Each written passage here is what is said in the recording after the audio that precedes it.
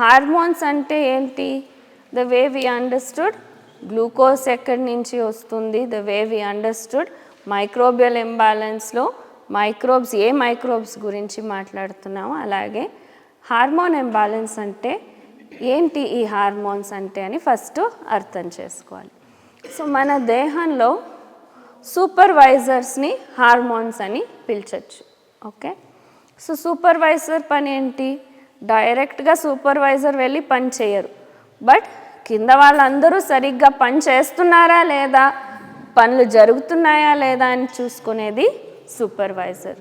So hormones కూడా అలాగే మన దేహంలో డైరెక్ట్ హార్మోన్ వెళ్ళి ఎఫెక్ట్ చేయదు, కానీ ప్రతి ఒక్క ఫంక్షనింగ్ మన బాడీలో అది కంట్రోల్ చేసేది మన హార్మోన్స్. ఫర్ ఎగ్జాంపుల్ కాల్షియం మెటబాలిజంకి పారాథైరాయిడ్ హార్మోన్ అని ఉంటుంది. థైరాయిడ్ పక్కన చిన్నగా దానిపైనే పారాథైరాయిడ్ గ్లాండ్ ఉంటుంది. ఆ హార్మోను మన దేహంలో కాల్షియం మెటబాలిజంని కంట్రోల్ చేస్తుంది. థైరాయిడ్ హార్మోన్ మన దేహంలో వాటర్ రిటెన్షన్, నీళ్ళు ఎంత ఉంచుకుంటున్నాం, ఎంత బయటకు వదులుతున్నాం అనే దాన్ని కంట్రోల్ చేస్తుంది. అలాగే గ్రోత్ హార్మోన్, పెరిగేదానికి ఒక హార్మోన్ కావాలి, గ్రోత్ హార్మోన్ ఫంక్షనింగ్ దాన్ని చూస్తుంది. సో అలాగే ప్రతి ఒక్క హార్మోన్కి మల్టిపుల్ డైవర్స్ ఫంక్షన్స్ ఉంటాయి. సో ఈ హార్మోన్స్ ఎలా ఉంటాయంటే, ఫర్ ఎగ్జాంపుల్ చెప్పాలంటే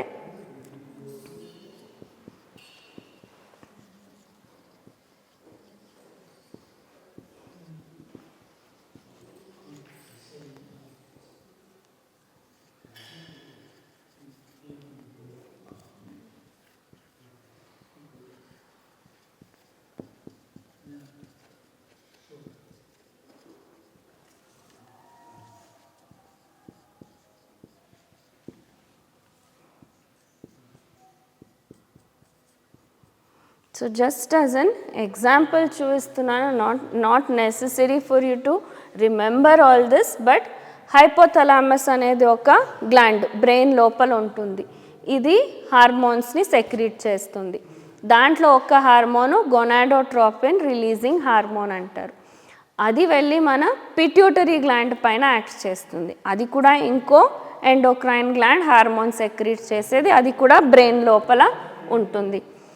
పిట్యూటరీ గ్లాండ్ మళ్ళా ఎన్నో హార్మోన్లు సెక్రీట్ చేస్తుంది. దాంట్లో luteinizing hormone and follicle stimulating hormone అని.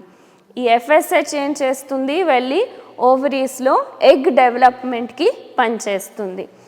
ఆ ఎగ్ డెవలప్మెంట్ అవుతూ ఓవరీ ఏం చేస్తుంది, ఈస్ట్రోజన్ అనే హార్మోన్ని రిలీజ్ చేస్తుంది. తర్వాత ఎగ్ రిలీజ్ అయిన తర్వాత దాంట్లో మిగిలి ఉంటుందే, ఆ ఓవరీలో మిగిలిన దానిపైన లూటినైజింగ్ హార్మోన్ యాక్ట్ చేస్తుంది. అప్పుడు అది ప్రొజెస్ట్రాన్ని రిలీజ్ చేస్తుంది. సో ఇలా అన్నీ కనెక్టెడ్గా ఒక సైకిల్లో ఉంటాయి. నాట్ జస్ట్ దిస్, ఈ ఈస్ట్రోజన్ వెళ్ళి మళ్ళా హైపోథలామస్కి సిగ్నల్ ఇస్తుంది, నువ్వు ఎంత జిఎన్ఆర్హెచ్ స్టార్ట్ చేయాలా స్టాప్ చేయాలా అనేది పాజిటివ్ అండ్ నెగిటివ్ ఫీడ్బ్యాక్ ఉంటుంది. ప్రొజెస్ట్రాన్ వెళ్ళి మళ్ళా హైపోథలామస్కి చెప్తుంది, ఈస్ట్రోజన్ వెళ్ళి మళ్ళీ పిట్యూటరీ పైన యాక్షన్ ఉంటుంది. సో ఇలా అన్నీ ఒక డెలికేట్ బ్యాలెన్స్డ్ సైకిల్లో జరుగుతూ ఉంటాయి హార్మోన్స్ అనేది. Why am I telling you this? To understand that ఇంత కనెక్షన్ ఉన్నప్పుడు ఏదైనా కొంచెం అయినా ఒక్కటి ఇంబ్యాలెన్స్ అయితే, ఒక్క హార్మోన్ తేడా అయితే మొత్తం అన్ని దానిపైన ఎఫెక్ట్ పడుతుంది అనేది అర్థం చేసుకునేదానికి I'm telling you how everything is interlinked in the body, especially hormones. Hormones అనేది ఇప్పుడు మొత్తం ప్రగతిలో సూపర్వైజర్స్ ఎంతమంది ఉంటారు? ఒక 50 మెంబర్స్ ఉంటారు. పనిచేసే వాళ్ళు 400-500 ఉంటే ఒక 50 సూపర్వైజర్స్ ఉంటారు. అంటే హార్మోన్స్ మన దేహంలో చిన్న చిన్న ప్రమాణాల్లోనే అవసరం, ఎక్కువ అవసరం లేదు. ఆ చిన్న ప్రమాణంలో బ్యాలెన్స్డ్గా ఉండేది అంత ఇంపార్టెంట్. సూపర్వైజరే సరిగ్గా పనిచేయలేదంటే అన్నీ గడబడినే అవుతుంది. సో మన దేహంలో కూడా ఈ హార్మోన్స్ అనేది చాలా డెలికేట్ బ్యాలెన్స్, అన్ని దానికంటే డెలికేట్ ఉన్న బ్యాలెన్స్ ఏది, మన హార్మోన్ బ్యాలెన్స్. సో దాన్ని డిస్టర్బ్ చేసేది కూడా అంతే ఈజీగా ఉంటుంది. సో బ్రెయిన్ లోపల ఉన్న హైపోథలామస్ పిట్యూటరీ అని చెప్పాను, దానిలో అన్ని కనెక్షన్స్ ఉంటాయని చెప్పాను. సో స్ట్రెస్ ఎలా మన హార్మోన్స్కి ఎఫెక్ట్ అవుతుందంటే ఇక్కడ నుంచినే ఎఫెక్ట్ స్టార్ట్ అవుతుంది. చాలామంది అంటారు కదా స్ట్రెస్ వల్ల నాకు హార్మోన్ ఇంబ్యాలెన్స్ అయిందని. So the action is here. But 99% అందరికీ హార్మోన్ ఇంబ్యాలెన్స్ జరుగుతున్న కారణం నిన్న మేము డిస్కస్ చేసాము, because of milk and meet. Hormone imbalance వల్ల ఫస్ట్ ఎఫెక్ట్ ఏం చూసాము, ఎర్లీ మెనార్క్ అంటే తొందరగా అమ్మాయిలకి పీరియడ్స్ వచ్చేది. లేటర్ ఇన్ లైఫ్ ఏం జరుగుతుంది, PCOD పాలిసిస్టిక్ ఓవేరియన్ డిసీజ్. అంటే ఏంటి, కురుపులు వస్తాయి ఓవరీస్ పైన. యాక్చువల్గా ప్రతి నెల ఒక్క ఎగ్ డెవలప్ అయ్యి అది రిలీజ్ కావాలి. కానీ PCODలో హార్మోన్లు అన్నీ ఇంబ్యాలెన్స్ ఉన్న దానివల్ల మల్టిపుల్ ఎగ్స్ డెవలప్ అయ్యేదానికి స్టార్ట్ అవుతాయి, కానీ ఏది రప్చర్ కాదు. సో ఏమవుతుంది, ఓవరీస్ పైన ఎన్నో నీళ్లు గుళ్ళలు అవుతాయి. దాన్నే పాలిసిస్టిక్ ఓవేరియన్ డిసీజ్ అని అంటారు. పాలి అంటే చాలా, సిస్ట్ అంటే నీళ్లు గుళ్ళలు, ఓవరీ పైన ఉన్న డిసీజ్ PCOD ఆర్ PCOS అని సిండ్రోమ్ అంటారు. అంటే PCOS అంటే ఇది ఇక్కడ మాత్రమే కాదు, దీని ఎఫెక్ట్ దేహంలో వేరే చోట్ల కూడా కనిపిస్తుంది, అందుకే దాన్ని సిండ్రోమ్ అని పిలుస్తామని PCOS అంటారు. ఏ సిమ్టమ్స్ అవి, మీకు PCOD ఉంటే లావ్ అయ్యేది ఫస్ట్ ఎఫెక్ట్ ఉంటుంది. So obesity and PCOD are interlinked. లావ్ ఉన్న వాళ్ళకి PCOD అవుతుంది, PCOD ఉన్న వాళ్ళు లావ్ అవుతుంటారు. సో అదొక విషియస్ సైకిల్. అది కాకుండా అన్వాంటెడ్ హెయిర్ గ్రోత్ అంటే ఫేషియల్ హెయిర్ గ్రోత్ అవుతుంది. ఉండాల్సిన చోట తలలో హెయిర్ ఫాల్ అయిపోతూ ఉంటుంది.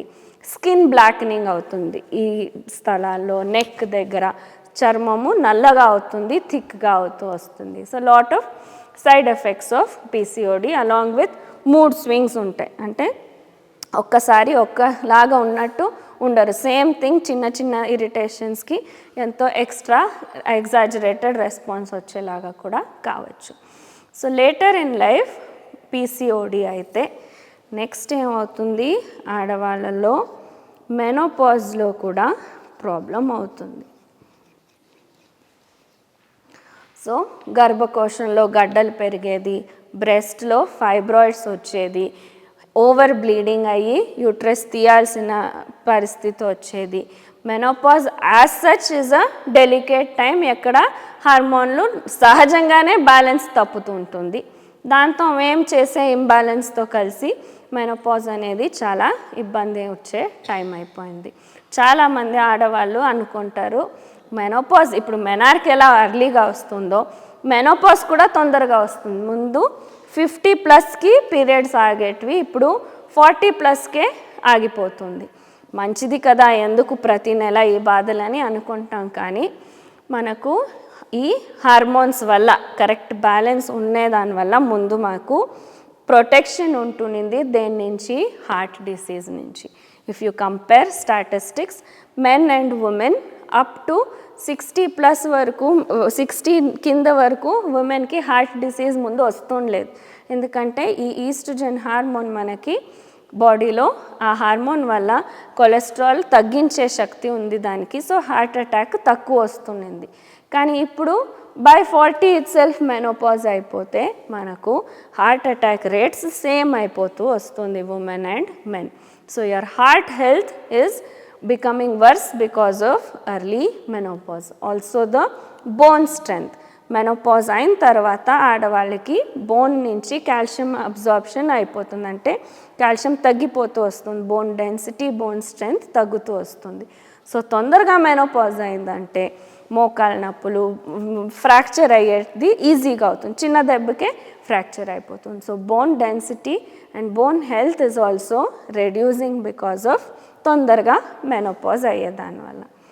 సో మగవాళ్ళు ఏమనుకుంటుంటారు, హార్మోన్ ఇంబ్యాలెన్స్ అంతా ఎఫెక్ట్స్ ఆడవాళ్ళకి అవుతుంది కదా, వాళ్ళకి వద్దులే కాఫీ టీ, నేను తాగుతూ ఉంటాను, నాకేం కాదు అని అనుకుంటుంటారు. కానీ సిమిలర్ ఎఫెక్ట్స్ మగవాళ్ళలోనూ జరుగుతుంది. ఈ పాలల్లో గుడ్లలో వాడేలాంటి పాలు ఎస్పెషలీ వాడేలాంటి హార్మోను ఫీమేల్ హార్మోన్. సో బాడీలో మనకు ఫీమేల్స్కి మెన్కి డిఫరెన్స్ ఇచ్చేదే ఆ హార్మోన్స్ వల్ల. మీ హెయిర్ డిస్ట్రిబ్యూషన్ అంటే గడ్డం వచ్చేది అది కూడా మేల్ హార్మోన్ వల్ల జరుగుతుంది. And your voice tone is different ఫీమేల్స్కి మెన్కి, ఆ డిఫరెన్స్ కూడా ఫీమేల్ అండ్ మేల్ హార్మోన్స్ వల్ల జరుగుతుంది. Fat distribution in the body shape strength అవన్నీ వచ్చేది ఈ హార్మోన్స్ నుంచినే. సో మగవాళ్ళలో ఈ ఆడవాళ్ళ హార్మోన్స్ యాడ్ అయిపోతూ వస్తున్నాయి, టెస్టోస్టిరోన్ లెవెల్స్ పడిపోతూ వస్తున్నాయి. దానివల్ల ఏం జరుగుతుంది, స్పర్మ్ కౌంట్ తగ్గుతూ వస్తుంది, స్పర్మ్ క్వాలిటీ తగ్గుతూ వస్తుంది. ఇది ఎంతవరకు ఎఫెక్ట్ అయిందంటే ఇప్పుడు ఆన్ అ హోల్ జనరేషన్లోనే ఈ జనరేషన్లో స్పర్మ్ కౌంట్ ఎంత తగ్గిపోయిందంటే డాక్టర్స్ అందరూ కూర్చొని ఒక డిసిషన్ తీసుకున్నారు. నార్మల్ లెవెల్ మేము ముందు 80 మిలియన్ 100 మిలియన్ అని రాస్తున్నాం, కానీ ఇప్పుడు ఎవరికి అంత ఉండట్లేదు. 100 మిలియన్ కంటే పైన ఉండేది చాలా తక్కువ మంది. ఇంకా అందరూ అబ్నార్మల్ అంటే మమ్మల్ని మందు అడుగుతారు. మా దగ్గర దానికి మందు ఏమీ లేదు. అలోపతిలో అయితే స్పర్మ్ కౌంట్ ఎక్కువ చేసేదానికి మందులు ఏం లేవు, స్పర్మ్ మోటిలిటీ ఇంప్రూవ్ చేసేదానికి మందులు లేవు. సో ఏం చేసేది, అందరూ కలిసి ఏం చేశారు, డాక్టర్స్ అందరూ డిసిషన్ తీసుకున్నారు దీనికి మందు లేదు కదా, సో నార్మల్ రేంజ్నే తగ్గించేస్తాం, 40 మిలియన్ కంటే ఎక్కువ ఉంటే చాలు మీరు నార్మల్ అని ఇప్పుడు చెప్తున్నారు.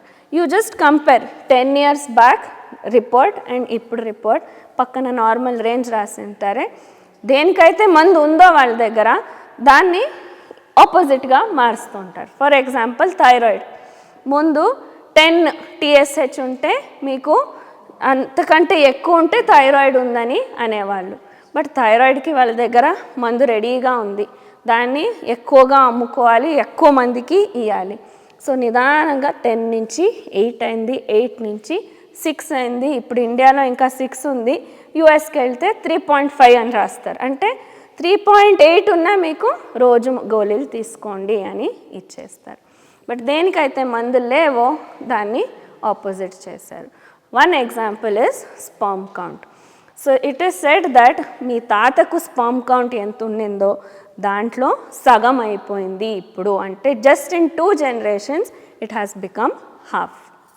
సో పుట్ టుగెదర్ ఇక్కడ ఎగ్ రిలీజ్ సరిగ్గా కావట్లేదు, ఇక్కడ స్పర్మ్ సరిగ్గా లేదు, రెండు కలిసినప్పుడు ఏమవుతుంది, ఇన్ఫర్టిలిటీ. ముందు పాపులేషన్ ఎక్కువ ఉండేది ఒక ప్రాబ్లం అయితే ఇప్పుడు పిల్లలు పుట్టకుండా ఉండేది పెద్ద ప్రాబ్లం అయిపోయింది. మన దేశంలో ఇప్పుడు చూడండి, ప్రతి ఒక్క సిటీకి వెళ్తే రోడ్కి ఇన్ఫర్టిలిటీ సెంటర్, IVF సెంటర్, అక్కడ వెళ్తే 3 లక్షలు 5 లక్షలు మినిమం మీ దగ్గర తీసుకుంటారు. అండ్ ఆ పరిస్థితిలో అందరూ డబ్బులు ఎంతైనా కానీ అని ఇచ్చేదానికి రెడీగా ఉంటారు.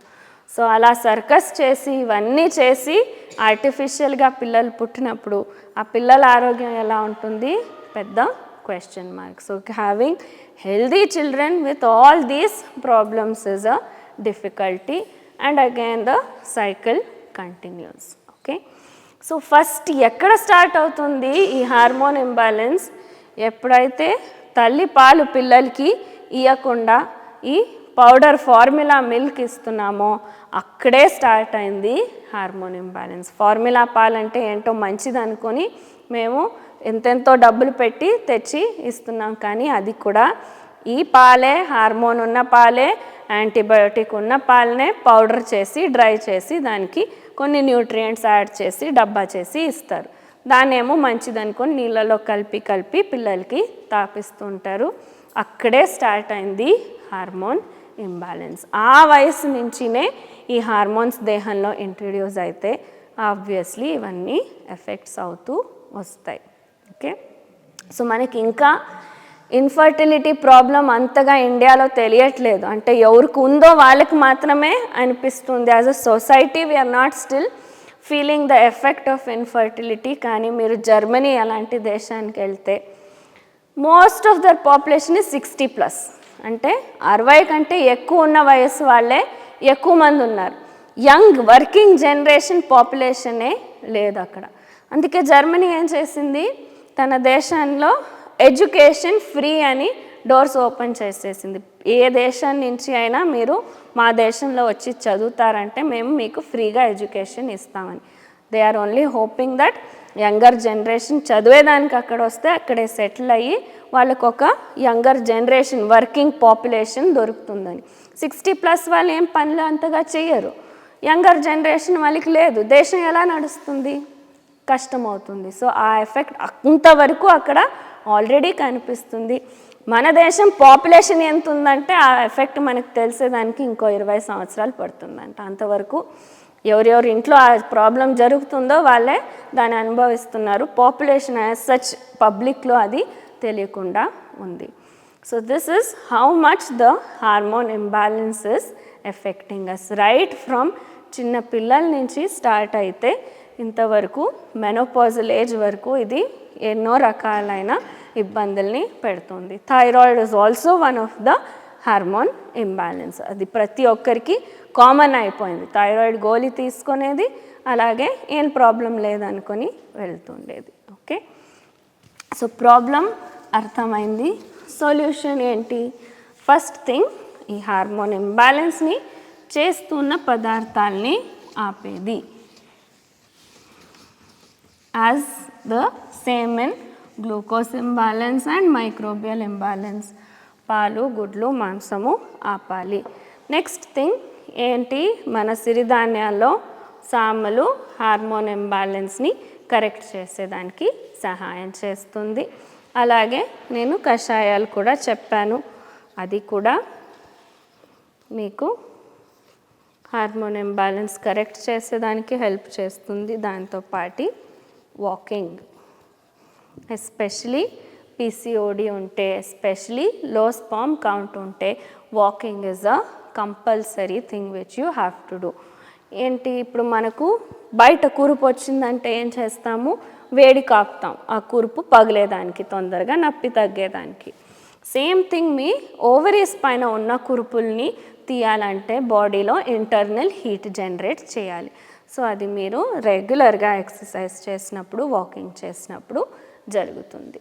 ఓకే, సో హార్మోన్ ఇంబ్యాలెన్స్ అనేది ఎంత డెలికేట్ అని చెప్పాను, ఎంత ఈజీగా ఇంబ్యాలెన్స్ అవుతుందని చెప్పాను. But easiest to correct also is hormone imbalance. So మీరు చేయకూడదు అనేదాన్ని ఆపి దీన్ని చేస్తే 6 months to 1 year లోపల ఈజీగా కరెక్ట్ చేసుకోవచ్చు మీరే, వితౌట్ ఎనీ ట్రీట్మెంట్. మళ్ళీ టాబ్లెట్లు అవసరం లేనే లేదు హార్మోన్ ఇంబ్యాలెన్స్ని సెట్ రైట్ చేసుకునేదానికి. ఓకే, ప్రోటీన్స్ గురించి నేను మీట్ తినమని చెప్తాను. Protein, high protein requirement. I already cleared that. Protein requirement is not high. It is wrong. We do not need more protein. Not at all. మీ పిడికిడ్ అంతే అవసరం ఉండేది. ఇప్పుడు ఇస్తున్న రిక్వైర్మెంట్ ఆఫ్ ప్రోటీన్ తీసుకోండి అంటుండేది is too high for us. It is not good for us, first thing. Second thing, animal protein is not what you should consume for the sake of avoiding autoimmune diseases and because you cannot digest it also. That is the second thing. So more than enough protein you have in millets itself. Protein is also there, plus meer tinna koncham intavaraku tinna ballu pappuluto more than sufficient you will get. You will not have deficiency at all.